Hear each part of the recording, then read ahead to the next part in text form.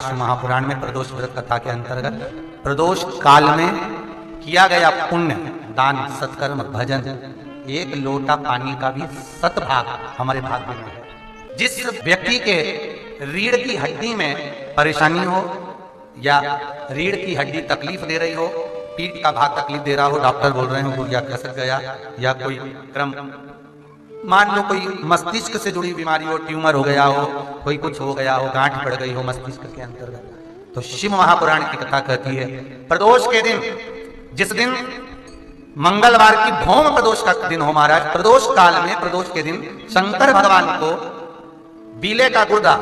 जो बीला होता बील फल का अंदर का गुर्दा भाग शंकर के शिवलिंग पर प्रदोष काल में मल दिया जाए। मलने के बाद थोड़ी देर बाद उसको उठा लिया जाए, शिव जी का अभिषेक पूजन स्नान करा दिया जाए, पूजन स्नान आदि सब कराकर दियाबत्ती लगाकर भगवान शंकर के मंदिर पर ही बाहर बैठकर उस गुर्दे का थोड़ा सा भाग मुख में पालो, थोड़ा सा भाग लेकर आ जाओ। 7 से 8 दिन तक उस भाग का प्रतिदिन सुबह के समय पर सेवन कर लीजिए। गुर्दे की प्रॉब्लम हो या मस्तिष्क से जुड़ी हुई प्रॉब्लम हो वो समाप्त हो जाता है महाराज। भौम प्रदोष के दिन मंगलवारी प्रदोष का स्मरण जो सुख दिया है वो आनंद। किसी भी प्रदोष के दिन प्रदोष काल में एक बार लगा दे, उसके बाद में अपनी कामना कर कर बेलपत्री एक छोटा सा उपाय अवश्य करिएगा। अगर बच्चे कोई एग्जाम में बैठ रहे हैं या कंपटीशन एग्जाम है या नौकरी के लिए अप्लाई कर रहे हो, मान लो 4-6 महीने से बैठे हो, 8 महीने से बैठे हो, सर्विस नहीं है, नौकरी नहीं है, तो एक छोटा सा उपाय अवश्य करिएगा शिव महापुराण का। महाराज बेलपत्री के पेड़ के नीचे विराजमान होकर, बेलपत्री के पेड़ के नीचे जिसको नौकरी के लिए या एग्जाम में बैठ रहा है वो जल चढ़ाए, बेलपत्री के पेड़ के नीचे थोड़ा सा दूध चढ़ाए, फिर जल चढ़ाए और अपने राइट भाग में घी का दिया और अपने लेफ्ट भाग में तेल का दिया। किसी भी प्रदोष के दिन प्रदोष काल में एक बार लगा दे, उसके बाद में अपनी कामना कर कर बेलपत्री के पेड़ के नीचे धोख लगाकर प्रणाम कर कर आ जाए और चले जाए इंटरव्यू के लिए, बाबा उत्तीर्ण करा ही देगा, नौकरी दिलाए। जिस दिन रविवार की प्रदोष पड़े उस दिन एक लाल वस्त्र में पीली सरसों रखकर और उसके अंतर्गत कुछ भी एक, या तो बमूल का कांटा ना मिले तो गुलाब का कांटा ही उसके अंतर्गत रख लीजिए। और मान लो कोई काम ऐसा है कि उसमें पैसा तुम्हारा आ ही नहीं रहा, बहुत घाटे पर घाटा जा रहा है, नुकसान बहुत हो रहा है और कोई काम हो ही नहीं रहा, तो महाराज जिस दिन रविवार की प्रदोष पड़े उस दिन एक लाल वस्त्र में पीली सरसों रखकर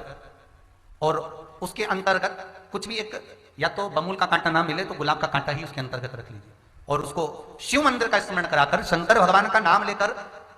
रू भैरव, कौन सा भैरव है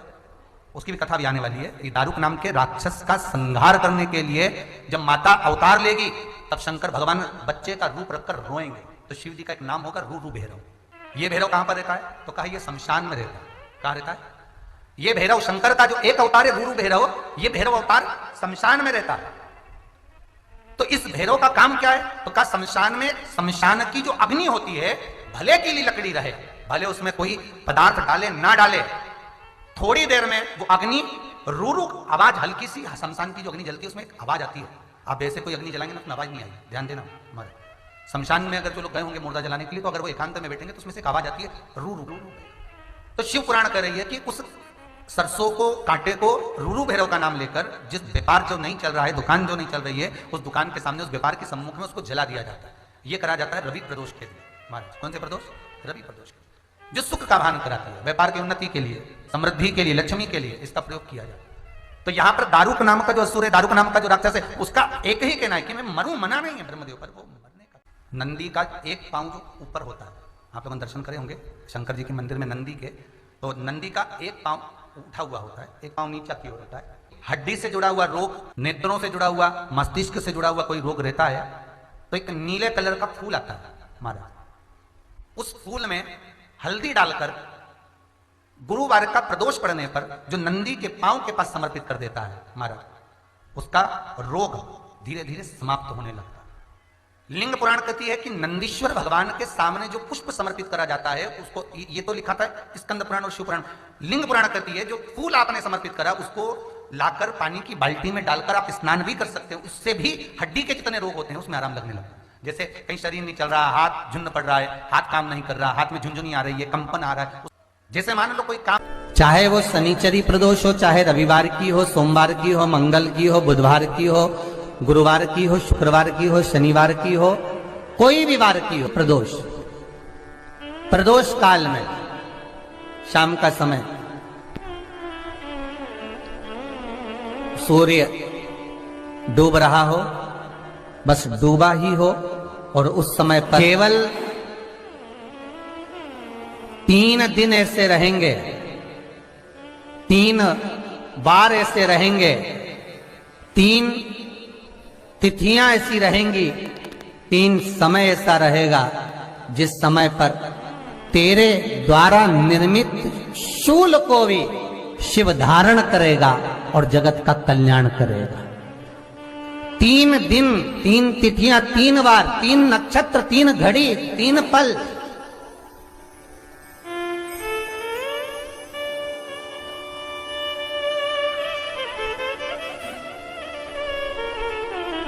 जिसमें बाबा शूल भी धारण करते हैं,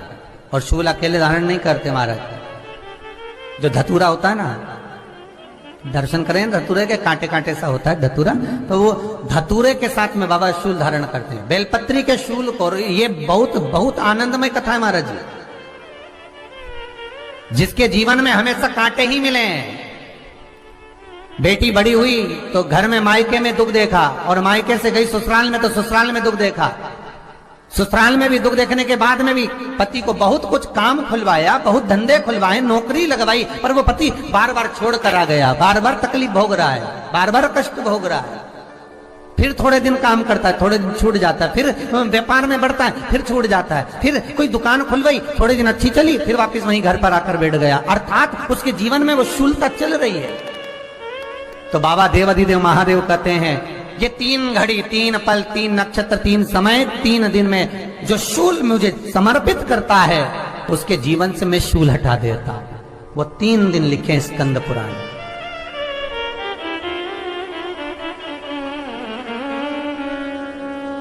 महाराज, बैसाख महीने में जो प्रदोष आती है,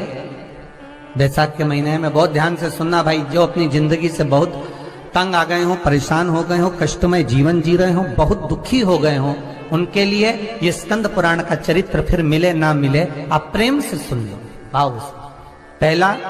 चाहे वो शनिचरी प्रदोष हो, चाहे रविवार की हो, सोमवार की हो, मंगल की हो, बुधवार की हो, गुरुवार की हो, शुक्रवार की हो, शनिवार की हो, कोई भी वार की हो,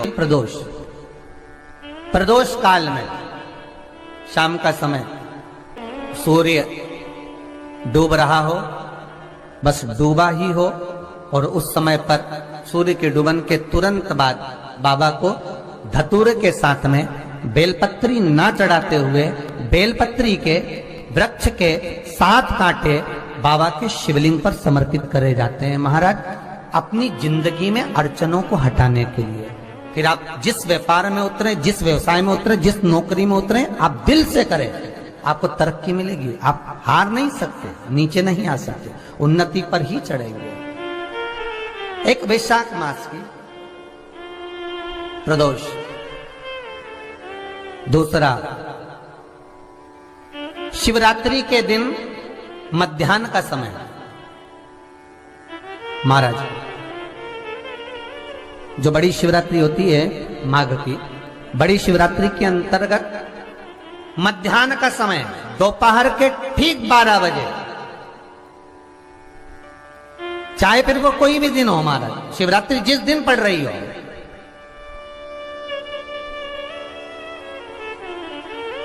उस दिन भी धतूरे के साथ बाबा को 7 कांटे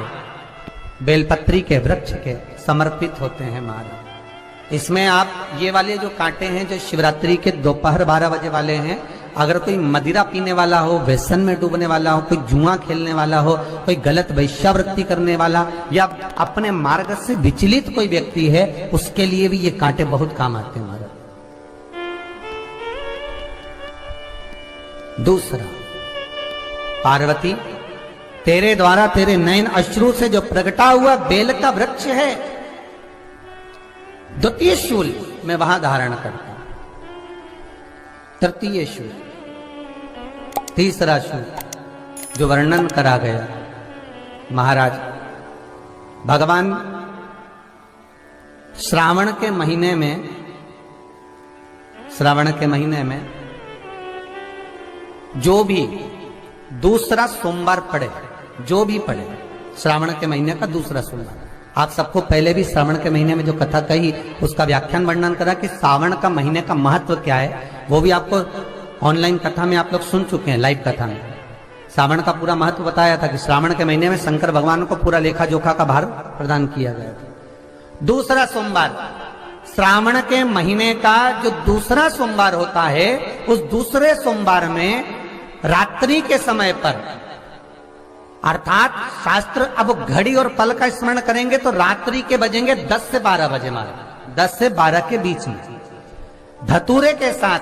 बाबा को शूल समर्पित होता है। महाराज ये भी हमारी बाधाओं को, हमारी तकलीफों को, व्यापार व्यवसाय के लिए, नौकरी सर्विस के लिए, बहुत सारे एग्जाम में आप बैठ लिए, गवर्नमेंट एग्जाम के लिए बैठ लिए, नहीं हो रहा, ये 3 बार मेरे शंकर को बेलपत्री के वृक्ष के शूल समर्पित होते हैं, उसका आनंद पाना।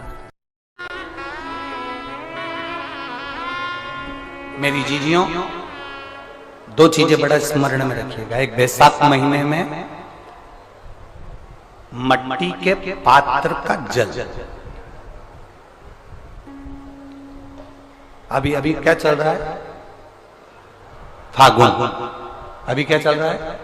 फागुन। जब बैसाख का महीना आए ना,